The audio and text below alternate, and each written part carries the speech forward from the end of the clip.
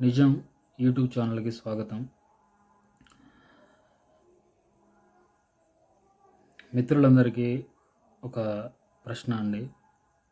ఏంటంటే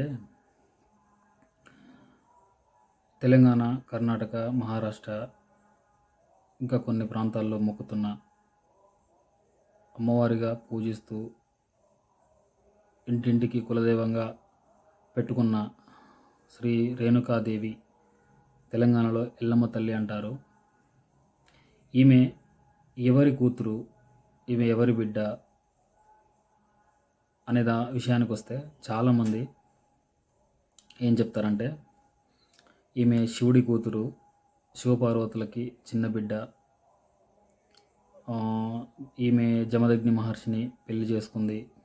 తర్వాత నన్ను కాదని జమదగ్ని మహర్షిని చేసుకున్నదన్న ఉద్దేశంతో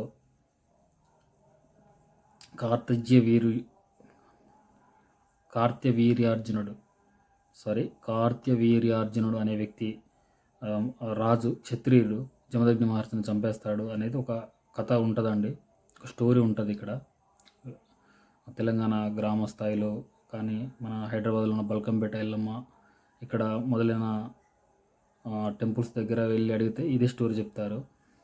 కానీ నిజానికి ఎల్లమ్మ తల్లి, ఆ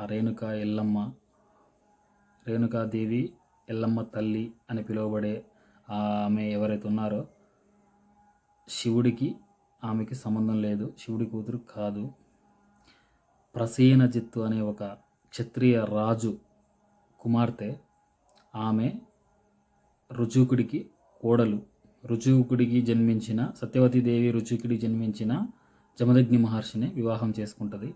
తర్వాత వీరిద్దరికీ, జమదగ్ని మహర్షికి రేణుకాదేవికి, పరశురాముడు అనే వ్యక్తి జన్మిస్తాడు. ఇది అసలు నిజం.